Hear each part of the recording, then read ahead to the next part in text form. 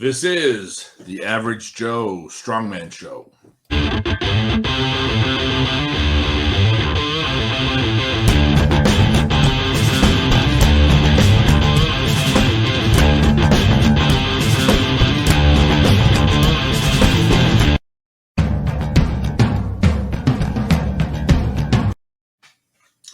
Hello, everybody. My name is Mike, and this is my brother from another mother, Lee, and this is the Average Joe Strongman Show. Thanks for tuning in.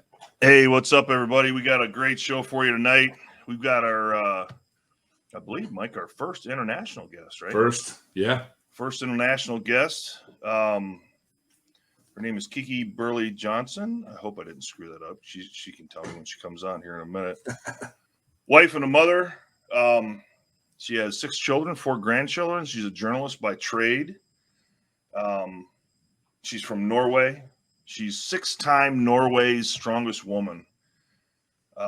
She's been second place at Europe's Strongest Woman in the Open Class 2014. She was third at Midnight Sun Invitational in 2014. She was third in Europe's Strongest Master in 2019.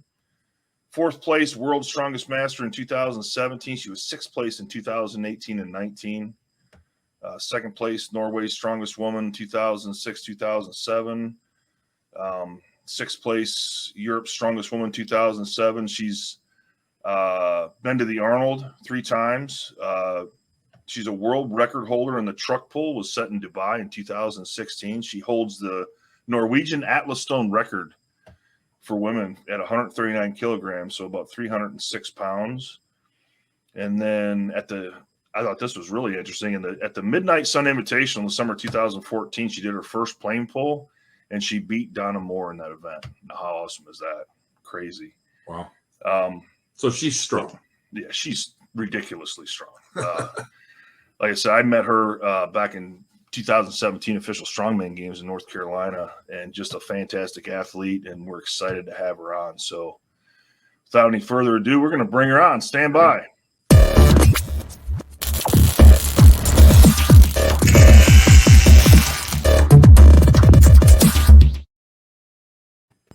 There she is. Kikki, welcome to the show. Hello. Hi. Glad to have you. Did I butcher your name brutally, or did I do okay? You are just perfect. Oh wow. Remember that. That's one of the first times that's ever happened in Lee's life. First ever. Yes, first ever. Well, thank you for taking the time to join us. We appreciate it. Yeah, Thank you for having me. Absolutely. Yeah. So the other thing I noticed too is I think we're all 3 the same age. So yeah. 80s kid in high school, right? Huh? Yeah. Yeah. Yeah. Awesome. You can't beat that. I mean, that's part of it all. All right. So getting right into it. So tell us a little bit about your background in organized sports, obviously, before you get into strongman. Absolutely nothing. Absolutely nothing. Absolutely nothing. Actually, until I met my husband in 2003, I think. Yeah. Hadn't done anything other than a couple of classes of aerobic. Yeah. Oh, yeah? Yeah. Once in a while, I felt bad and started to jog for 1 or 2 nights. That's right. it. But Egil, my husband, he was training. He just discovered strength training. So if I want to see him, I need to do the same. Yeah. Was he a powerlifter? Is he a powerlifter? He was a powerlifter before he saw the light and found strongman. Crossed over to the dark side. Oh, boy. Shots fired. Yes. Yeah. Well, it's interesting because I think so many people find their way into strongman through other sports, whether it's football, basketball, wrestling, or just somebody who likes to lift weights. So what got you interested in strongman? That was actually, I started out as a powerlifter. Okay. And in Norway back then, you had to do equipped powerlifting. Oh, wow. And I really don't like knee wraps. Mm. I don't like equipped lifting at all. Okay. Right. So I discovered strongman. I'm Norwegian. Sten Carlsen used to be my neighbor. Oh, okay, cool. Wow. So of course I knew about strongman, and all of a sudden I found out there is actually women doing this thing. Yeah, that's awesome. So we talk a lot about that, the fact the name of the sport is strongman, but I think over the last 10 years or so that Lee and I have been involved in the sport, we've seen more women getting into it, and I hope that continues, right? I think it will, but women need to understand it's not just for the men, not just for the boys. Absolutely. It's awesome, and I actually see more and more women coming into the sport. That's great. Both up here in Scandinavia and over in your place of the world. Yeah. Awesome. So how long have you been competing now in strongman? I've been competing in 2 periods. Like I competed from 2003 to 2007, and then I had a break where I tried to be a bodybuilder. Awesome. And mainly didn't do anything except working out. Yeah. Then I started again in 2012. Here I am. Never looked back. No, never. Kikki, where do you train? I train in our gym. We own a gym. Okay. We own what I would say is probably the best strongman gym in Norway. Wow, great. Awesome. And we have MMA. We have a weird little sport called buhurt, which is actually fighting with swords and axes and stuff. Really? Wow, that's awesome. There you go. Cool. They are training outside the gym once in a while, and it looks totally weird. Huh. Oh, we need that so bad over here. Yeah. Oh, yeah. Gosh. We have. Opportunity. Yeah, absolutely. So bad. Oh my gosh. No, I do think we have the best gym in Norway. When did you open up? 2017. Okay. Oh wow. So it's only about 4 or 5 years old. Okay. Yeah. Where did you train before that? Just at home? No, always trained in a gym, except the first year or so. So, but more commercial gyms. Yeah. How large would you say is the strongman community at your gym? You have a lot of people doing it? We have, all in all, we have about 350 members. Wow. And I would say that maybe 15 of them, maybe 15 to 20. Okay. Yeah. That's good. We are actually more women doing this. Oh, really? Yeah. Oh, that's cool. Awesome. That's really cool. Yeah. Do you see more people in the gym that maybe transition over, will start not in strongman and then kind of move their way over to the strongman for the people that you have doing it now? Yeah. So there are actually quite a few of the members who have come into gym to just get in shape. Yeah. And then they see we have a dedicated part of the gym for the strongman, and then they dare to come into us big scary people. And they are staying there. That's awesome. Yeah, it is.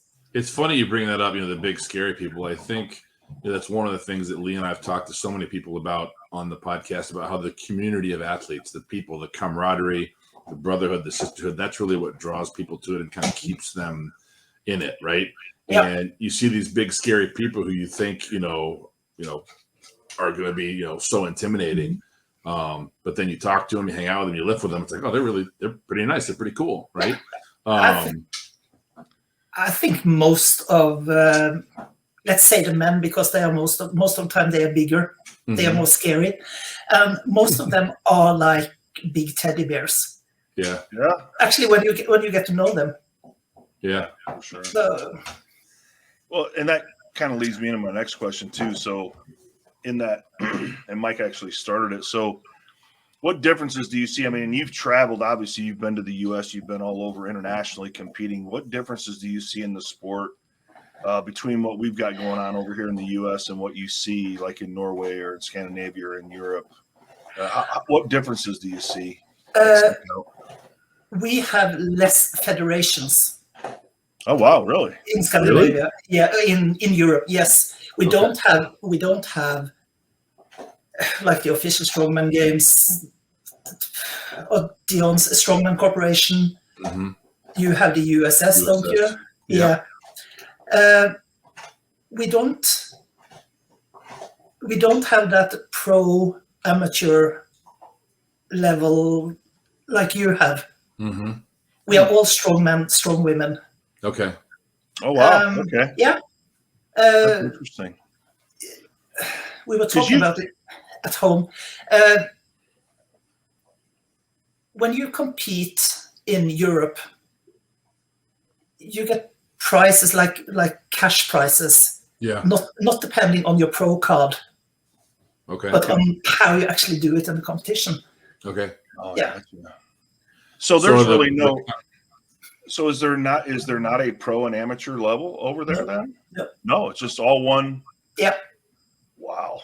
You have Norway is too small to have like the novice and stuff like that. Okay. Mm-hmm. But like in the UK, which is bigger, more people, you have a novice. You have more federations in the UK than in the rest of Europe. Okay. So now when you have competitions in Norway, is just that each one is kind of independently produced? And okay. Yeah. Huh. It is. For a few years, we have had something we call the Norway Strongman Cup, Okay. which is like 3, 4, 5 competition leading up to the final, which is Norway Strongest Man. Mm-hmm. But not the last 2 years because of COVID and everything. Right. Yeah. Sure. So Yeah, that knocked us down in the U.S. quite a bit too over the last 18 months. There was a lot of competitions that were canceled, postponed, and rescheduled, but I think that pretty much hit everybody evenly. Yeah. So, And now there's a flood of them because everybody's dying to get out there and compete again. Yeah, I totally get it. yeah, for sure. So Kikki, what's the farthest you've ever had to travel to compete? Daytona Beach. Really? Really? Yeah. Wow. I've been competing in Dubai, Uh-huh. Scotland a few times, Okay. in Sweden, Finland,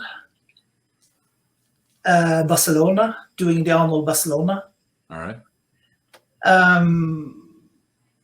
But Daytona Beach is the furthest I have to travel. So So- very well traveled. How big of a challenge is that? Like take your trip to Daytona Beach, which and you've been obviously to North Carolina before too for official Strongman Games. So how challenging is that? What are the challenges of traveling that far internationally? I mean, as far as your prep goes, and what do you have to do differently versus traveling within Europe or in your area? I don't do much different.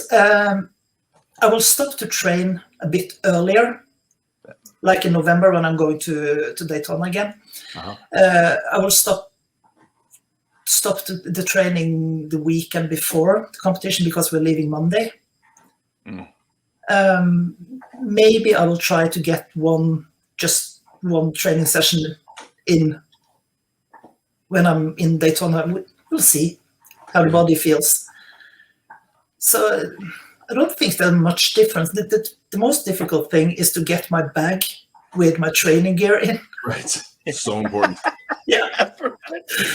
Oh, I've heard that so many times. Actually, we had Chad Coy. I don't know if you know Chad Coy, but we had him on a podcast a few episodes ago, and I remember the first year I competed against him in 2016. He had won the bid to go to America's Strongest Man and Masters America's Strongest Man in Belfast, and he had a carry-on bag, and all of his gear was in a checked bag, and they lost his checked bag for like 6 days. So he had to borrow equipment from all the other athletes just to compete. Totally amateur. Yeah. You don't put your training gear, what you're using in competition in the check-in bag. Right. He learned Never. that the hard way. Yeah, he says he's never done it since. He says he brings every critical piece of training gear with him on the plane Yeah. with him, so he doesn't lose it. So Well, Yeah. along those lines, though, I will say if you've ever had to travel and you've had supplements with you, that gets tricky because trying to walk through, security with a, empty blender bottle with some kind of powder in there, Yeah. that's been, I've had like tubs Hold on. of supplements, confiscated, taken. Like it's pre-workout, it's BCA, whatever, and they still Yeah. take it. But I think if it's, your lifting your straps or your wraps, you got to put that in your carry-on. Yes, you Something do. you absolutely have to have, right? Absolutely. Well, we're about halfway through. Oh, sorry. Go ahead, Lee. No, sorry, just real quick. So in that same question, so when you're traveling and you say you don't really change anything like from your training perspective, how does the food affect you? Because I hear that a lot too, right? So Yeah. you're obviously eating different food in Daytona Beach than you are in Norway, right? So Oh, yes. The Daytona bloat is a thing. Daytona bloat. Yeah. That's awesome. I have never felt as bloated as I did in Daytona in 19. Wow. Because I stayed 2 weeks in Virginia with Patrick Rogers, if you know him, Mm-hmm. No. his family. And I didn't have that feeling of bloat at all. Oh, wow. Neither in North Carolina. But Florida, It's different. terrible. Wow. Terrible. So this time we are actually staying in an Airbnb and make our own food. Make your own food. Oh, Good. there you go. Yeah. Good There call. you go. Good call for sure. We're about halfway through. Let's take a quick intermission. We're going to show you guys some of the upcoming shows on the calendar here in the U.S. Then we'll get back to Kikki. Okay, we'll be back. 2 minutes. Stand by.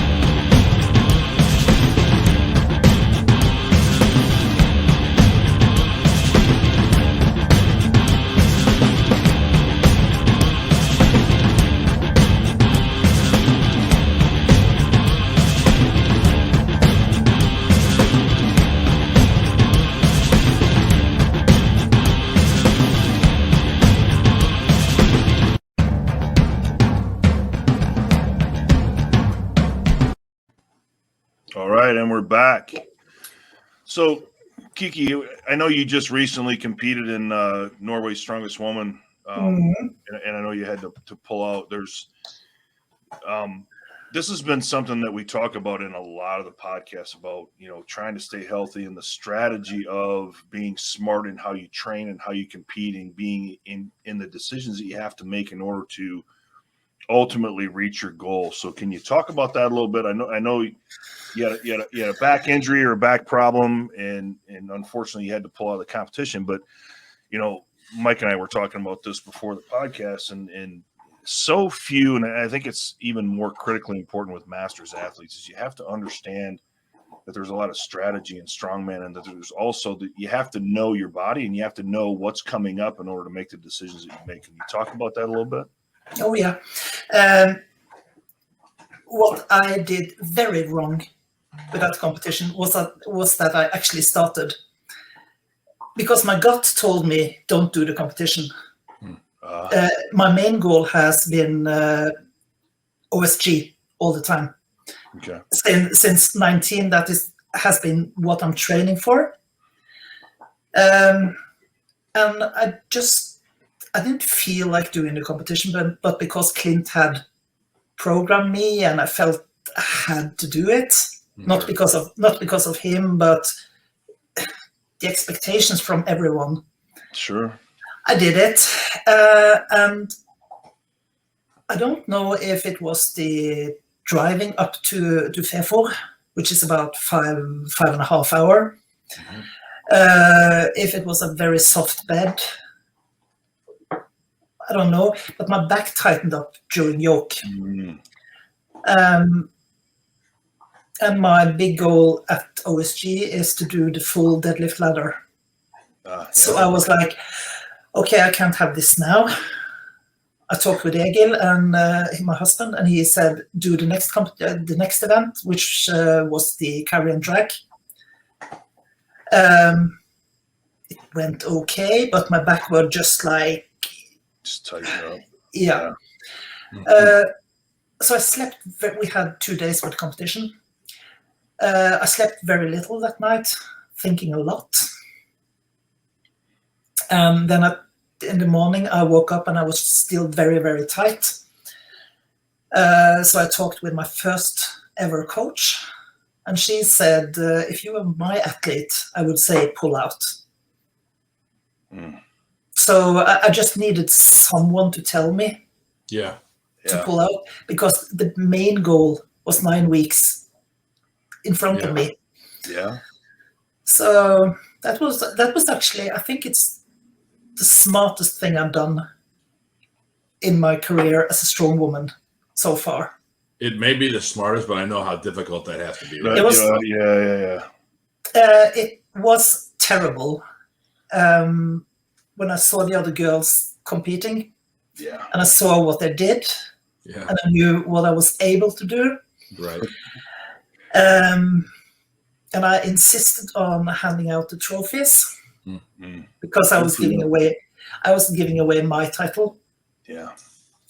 And I have to admit, it wasn't very cool. I put on a very brave smile at the moment.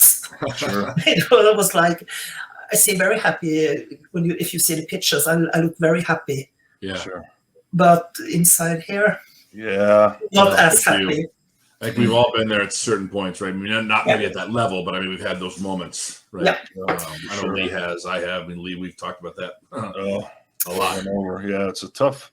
It's this, but it's that strategy, right? You 100% you 100% made the right decision, in my opinion. Yeah. Because what's the goal, right? What's the ultimate goal? If and I hate keep going back to Chad, but Chad had mentioned in his, and we spent a lot of time on, how do you train smart and how do you, understand the strategy of strongman, especially being a master's athlete. And it comes back to, what's the end goal? Is it, if there's something beyond it, if you're going to expend all your energy, expend it on what you want to do. If you're going to, push the limit on a certain event, do it at World's Strongest Man, or a competition that's, the highlight of your career, not at a local show where you got to go to work on Monday and wonder why your back's all tore up, right? So, I know it had to have been just a hugely difficult decision, but I think it was the right one for sure. It was absolutely. I was back in the gym Monday, just 2 days after. Yeah. And I was able to train. Great. That's awesome. I was able to continue to do my program like Clint has programmed for me. So, and listen, there's a reason guys like Chad and Ken McClellan and Mike Cromer and some of these have been around for decades. Not just a couple years, a couple decades. Yeah. They're smart. They're smart. Yeah. Think about it. Yeah. Speaking of back to training, do you train alone by yourself, or do you have training partners? It depends, actually. I have periods where I need to be alone. Okay. I just need to keep the focus, Yeah. like this. But like now for the next 6 weeks, I will train with one of my favorite training partners. Yeah. We trained together since 12, I think. Okay. And that's a guy. And we have so much fun in gym. We do the same. He's coached, he's programmed by Clint as well. Mhm. So we have the same kind of program. Yeah. And he's going to OSG as well. Oh, great. So how did you find him? Yeah, how did you find him? We found him in a very small gym in, I think it was 12. Back then, he is 6'4", I think. And back then he was weighing maybe 75 kilos. So he was very skinny. And he was doing what he thought was deadlift. Oh. Oh, we've seen those guys. Yeah. Yeah, Oh. we were looking at him and asked him, "What are you doing?" "I'm deadlifting." Yeah. And Egil told How's him, your spine? You know? Yeah. That's right. "You're not deadlifting." So after that, he has just been one of us. Oh, that's excellent. That's excellent. So I've got a trick question for you, Kikki. It's and I know the opposite answer. So do you have a favorite event? I know it's not log press. How did you know that? I know it's not log press. I've been following your videos, and actually, I watched your. I actually think I blushed a bit. Yeah, I watched your podcast on Panda Strong Podcast, and you were talking about the log, how much you hated the log press. So, but what's your favorite event? Obviously, I mean, if it's not log, what's your favorite event? Truck pull. Truck pull for sure. Yeah. But if truck pull, everything that can be pulled, like Viking ships, planes, trains, trucks, everything, that's absolutely my favorite. Yeah. Followed by Atlas stones.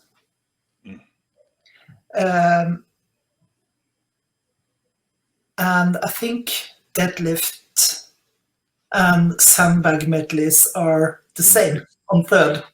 Okay. So Well, log press is obviously your least favorite, right? Is there a second least favorite, or another one? that has to be the circus dumbbell. Okay. Yeah. I'm just not built for, especially log press. There is something in arms, shoulders. We are not sure what it is. That just makes it weird. Okay. Yeah. So, well, I will say from your training videos, your form looks absolutely fantastic, and I understand. My daughter competed strongman for a few years as a teen, and log press was her biggest struggle. It took us the longest time to get her through that, to understand the movement and the dynamics of that. So it's not uncommon. but it's interesting. We actually got the same log as we're using in the OSG, the same that we used in 17. Gotcha. And that feels so much better. Really? Which one is it? Log. It's the 12-inch. Yeah. Is it wood? Slater? It's like black. Oh, okay. Okay. But I actually feel, because my elbows, my arms are coming in the right position. Yeah. Yeah. They're coming up where they're supposed to be. Okay. So maybe. Have you ever pressed a Slater log, one of the wood ones, the oak or the pine Slater? No. No. Because I like those because they're more comfortable. Because with a steel log, they cut into your forearm quite a bit. It's tough sometimes getting that right position. But the Slater log, it's got a nice kind of thick, wide surface to kind of get you in that right we have a copy of a Slater log that Sven Carlsen got made for one of his big international competitions up here in Norway. But the grip on that one is so wide. I think it is like I'm not able to clean it at all. It looks cool. Yeah, it looks cool for sure. And it's signed by Sedluna Savika, so. Oh, nice. And Leifa Ingels. Cool. Is there anything you're superstitious about? I know we talked about traveling and maybe losing your check bag. Is there anything you're superstitious about as far as equipment or gear or anything that you? I can't wash my gear before I travel. Okay. So when they open the bag to check it, it stinks. Yeah. It's really smelly. But actually, there is one thing I need to do. Okay. There is a motivational speech on YouTube called "I'm the Champion." Okay. I think they have to be American football players, and the coach are telling them that they are the champions, and that's just every single time. I listen to it for every competition, except the last one. Oh, really? Yeah. Wow. So every single competition except Norway Strongest now. Well, I know what you're going to be listening to before OSG this year. Yeah. Oh yeah, No doubt I will. about it. For sure. So that just starts me. Cool.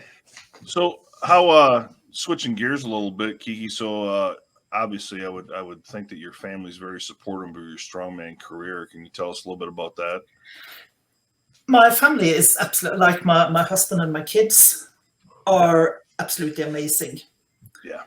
I wouldn't be here without Egil. All the support he gives me. If I tell him that I need some kind of equipment, he will fix it. He is, I think we don't train together anymore because he don't train as much as he used to do. But I think he is at the gym with me almost every single training session. That's awesome. And help me out. So they are my kids as well, especially my daughter. And I have, out of those 6 kids, 2 of them are mine biological. So both of mine are really, really supportive. That's good. All kids are doing crew work in competitions when we. Oh yeah. Yeah. That's awesome.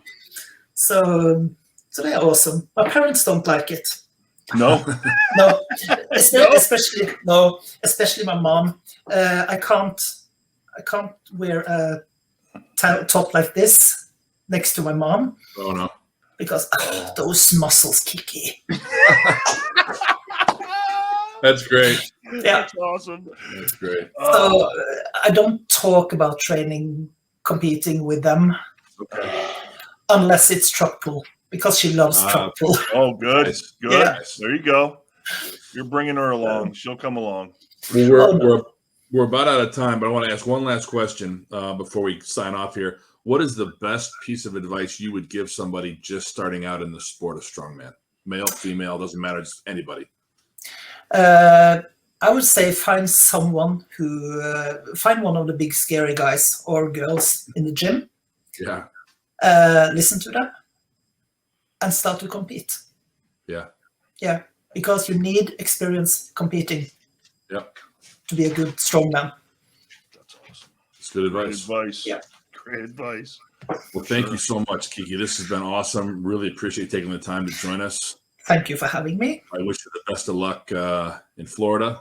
Thank you.